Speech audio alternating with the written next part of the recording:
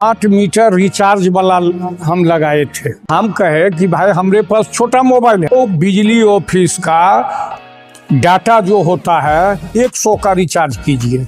हमारे साथ मौजूद है महेश दा, जिनके साथ साइबर फ्रॉड हो चुका है। घटना कैसे शुरू हुई और कैसे ये अंजाम हुआ? ये घटना जो है 13 तारीख को 10:15 बजे लगभग हुआ है और 2 दिन पहले 11 को स्मार्ट मीटर रिचार्ज वाला हम लगाए थे। तो स्मार्ट मीटर जो लगा उस पर भी फोन करके लगाया कि हम स्मार्ट मीटर लगाएंगे, महेश सिंह के नाम से ये पास है, तो वो लगा दिया। अब 2 दिन के बाद फ़ोन आता है हमारा ही मोबाइल पर कि आपका 2 दिन पहले मीटर लगा है, आपका नाम ये है, आप कंज्यूमर नंबर ये है। तो हम कहे कि भाई हमारे पास छोटा मोबाइल है, हम अपना लड़का को बुलाते हैं। तो लड़का आया तो उसके मोबाइल पर वो बिजली ऑफिस का डाटा जो होता है पिन कोड से लेके कंज्यूमर नंबर और नाम, फ़ोन नंबर सब भेज दिया और वो कहा कि एक्टिवेट कीजिए, रिचार्ज कीजिए अपना ही कंज्यूमर नंबर पर, आप 100 का रिचार्ज कीजिए। तो जो यूँ 100 का रिचार्ज किया हमारा बच्चा, बस तभी मोबाइल काला हो गया, हैंग कर लिया।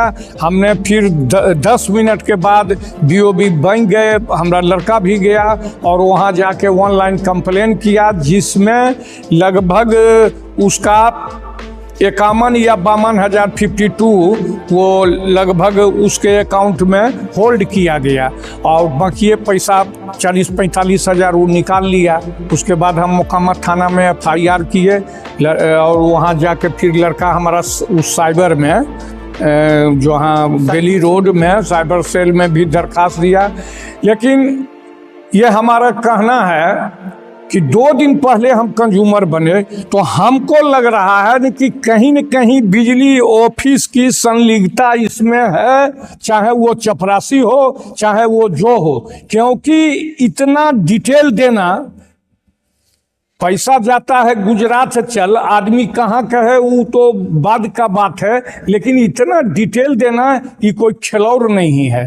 और अगर ये हमारे साथ ऐसा हुआ है साइबर क्राइम, तो हम मतलब ये बिजली ऑफिस अगर हम मीटर नहीं लगाते तो नहीं होता, तो कहीं न कहीं उसके संलिग्नता से इस साइबर क्राइम जो है सफल रहा। कितने अमाउंट की राशि जो है आपके अकाउंट से हमारा लड़का का अकाउंट से कटा है। एक अकाउंट में 83,000 और उसके बाद और में 7,000 या 2,000 था, लेकिन उसको नहीं देखा, बाद में देखा तो वो भी खाली था, इसलिए वो पटना का 1-2 अकाउंट था, लेकिन बाकी बैंक ऑफ बड़ौदा का है। प्रशासन की तरफ से और साइबर सेल की तरफ से आपको साइबर सेल सहयोग मिला?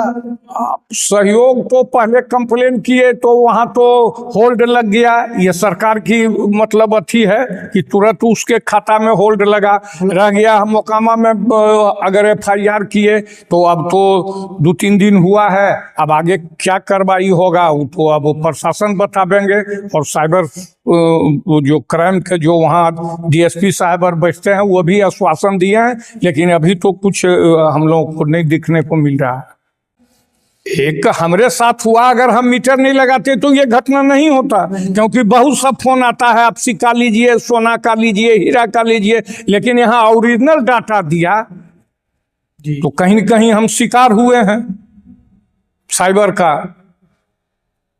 क्या आपको लगता है इसमें जागरूकता की कमी है, और क्या जागरूकता होगी तो? देखिए, इसमें जागरूकता का कमी नहीं है, इसमें कुछ लोग यानी ये नहीं कि इसमें हजारों संख्या का है, इसका कोई टीम होता होगा जो कि बिजली ऑफिस रहे या जहाँ का रहा उसका डाटा को किसी को देता होगा या वो बेचता होगा डाटा को।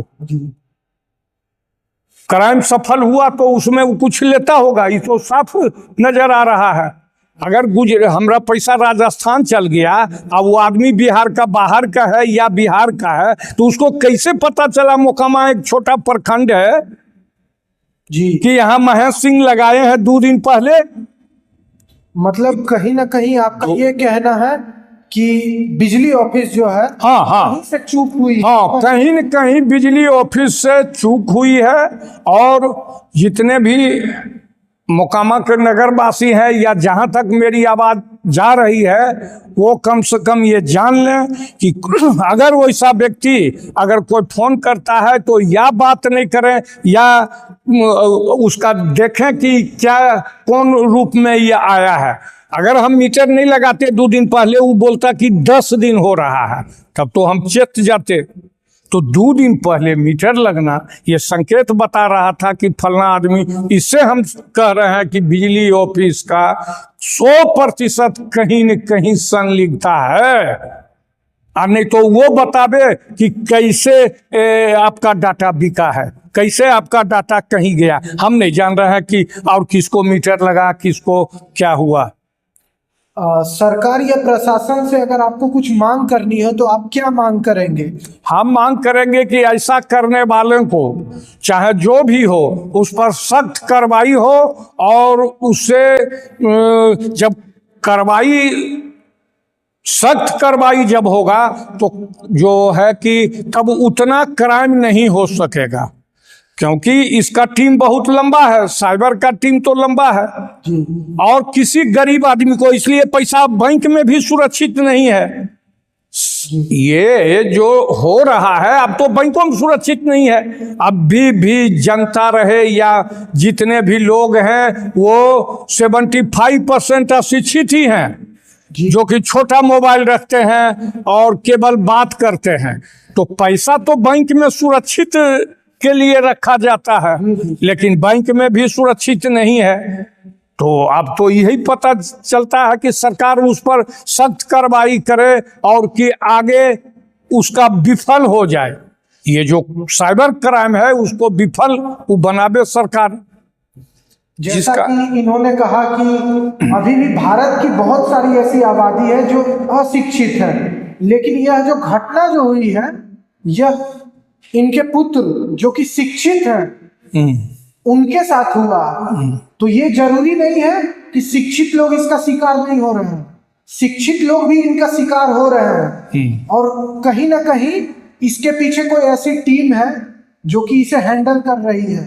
हमरे साथ अगर वो ओरिजिनल नहीं देता डाटा तो क्या हम रहता दूसरे का नाम और मीटर कंज्यूमर नहीं मिलता तो क्या वो हमरा बुतरवो नहीं ठगाता। किसी का मैट्रिक सर्टिफिकेट रख दे तो मानना तो पड़ेगा नहीं कि हमरा मैट्रिक का सर्टिफिकेट कैसे निकल गया। यह घटना से क्या सबक सीखे? हम सबक सीखे यही कि अब मतलब जैसे फोन पर हमरा उम्र भी 60 हो रहा है, आज तक तो हम ये सब लड्ड फंद देवानंद में नहीं पड़े, लेकिन अब संजोग है कि ऐसा ये मोबाइल युग है तो अब तो सावधान हो गए कि अगर कोई तरह का जिसमें हमको बुझा जाएगा कि ये आदमी फलना आदमी नहीं है तो वैसे आदमी से हम बात भी नहीं करेंगे। और अच्छी तो दूसरा बात है, अगर कोई छोटा मोबाइल हम लोग रखते हैं कि भाई हम पूर्ण डाटा और मोबाइल उतना हम नहीं चलाते हैं, तो जब शिक्षित आदमी भी शिकार हो जाता है तो सावधान रहें। और ज्यादा हमने आपको पूरा वाकया बताया जिनके साथ घटना हुई, और आप यह वीडियो के माध्यम से देखकर सावधान हो जाएं क्योंकि आपके साथ भी यह घटना हो सकती है। जब साइबर में जब पैसा चल गया तब कोई बिजली ऑफिस का चपरासी या किरानी कोई बोलता है कि 2-4 गो को और हुआ है, तो क्यों नहीं बिजली ऑफिस से माइक पर ई रिक्शा पर पूरा प्रचार घुमा दिया कि आप लोग सचेत हो जाइए, बिजली ऑफिस के नाम पर मतलब साइबर क्राइम हो रहा है।